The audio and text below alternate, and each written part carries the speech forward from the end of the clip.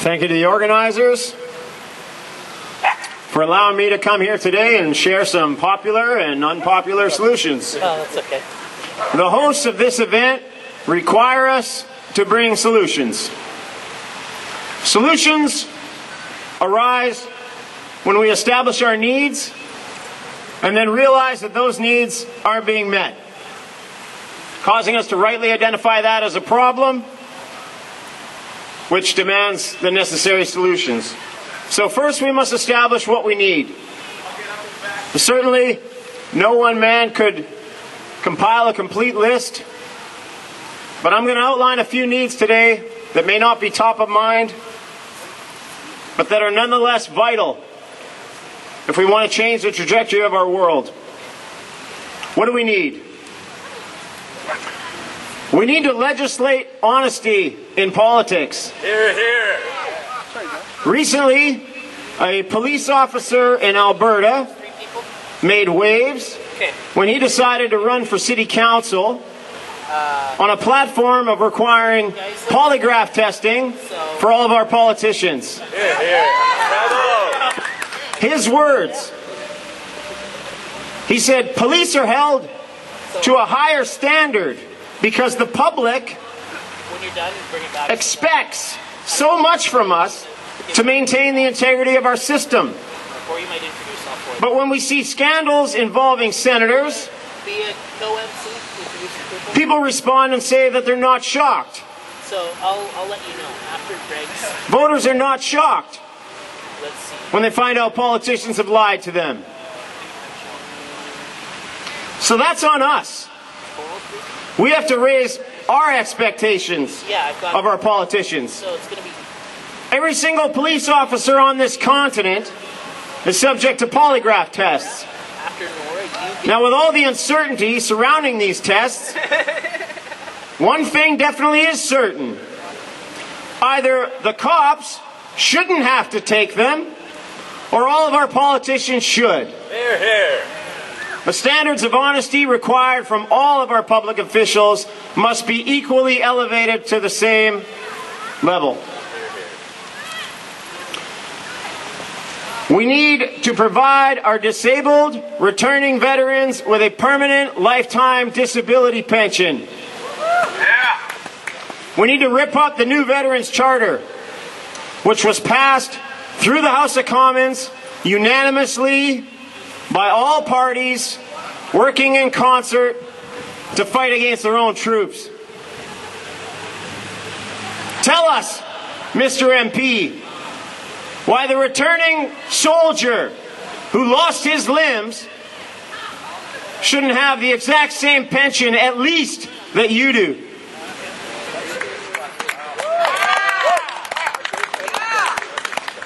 We need to maintain a free choice on flu vaccines. Yeah.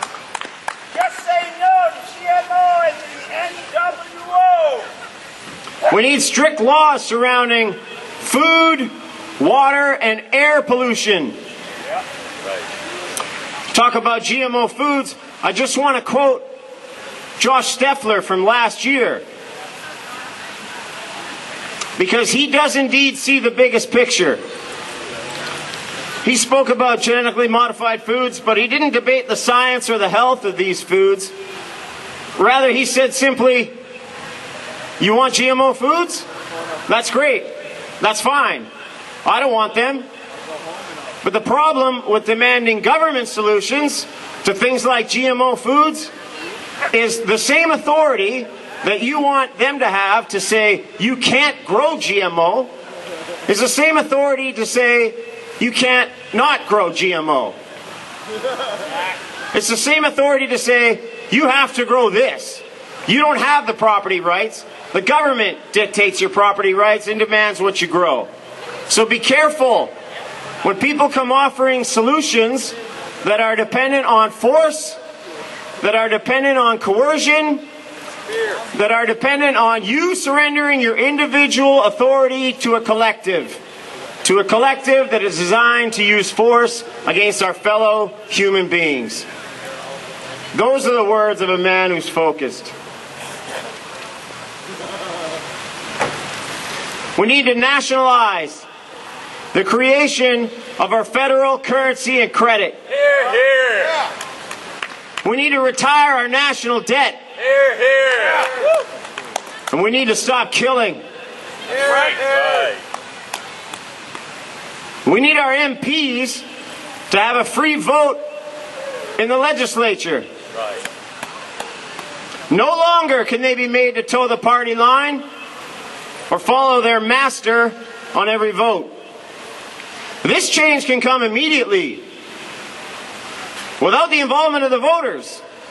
This can happen tomorrow internally from the MPs by simply summoning the integrity and the courage to get off their knees and tell their leader that they won't participate in this type of system any longer.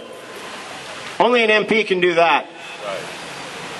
Call yours and tell him to start representing you instead of his party. We need to get our governments out of the vice business. Drugs, gambling, prostitution. A government that relies on the revenues derived from these destructive forces is already bankrupt morally.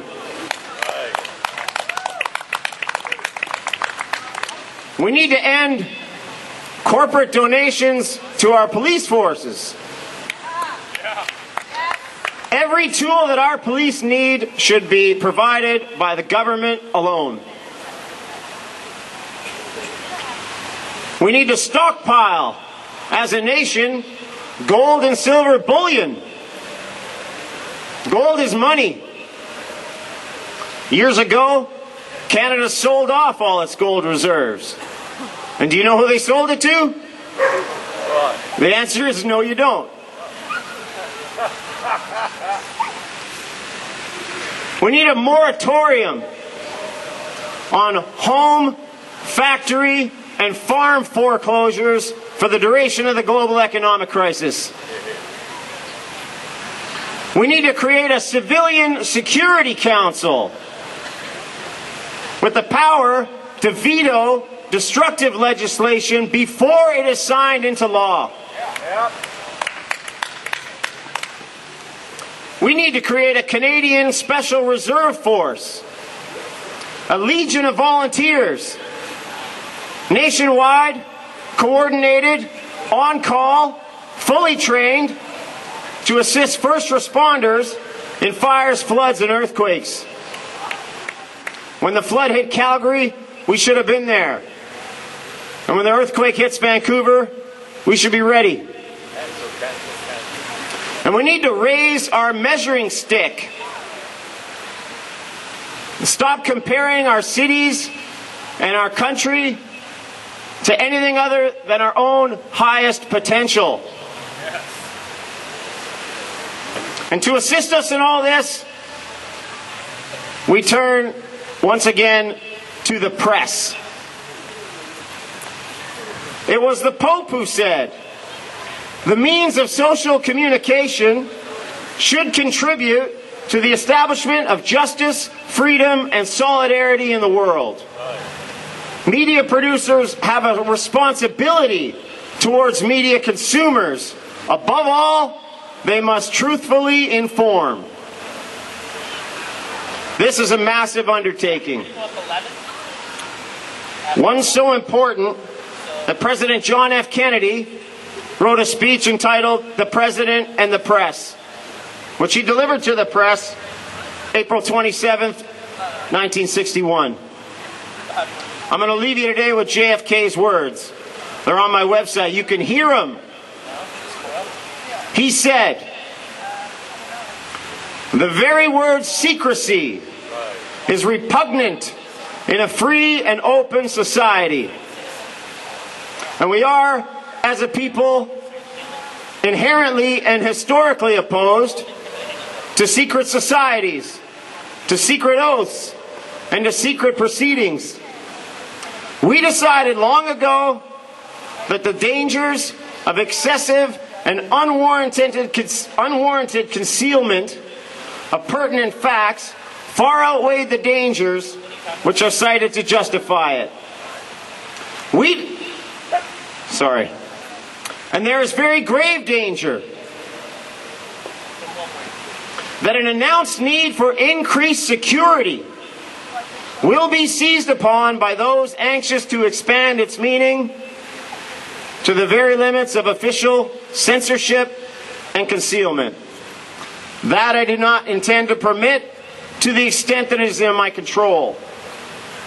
It requires a change in outlooks, a change in tactics, a change in missions by the government, by the people, by every businessman or labor leader, and by every newspaper. For we are opposed around the world by a monolithic and ruthless conspiracy that relies primarily on covert means to expand its sphere of influence, on infiltration instead of invasion, on subversion instead of elections, on intimidation instead of free choice, on guerrillas by night instead of armies by day.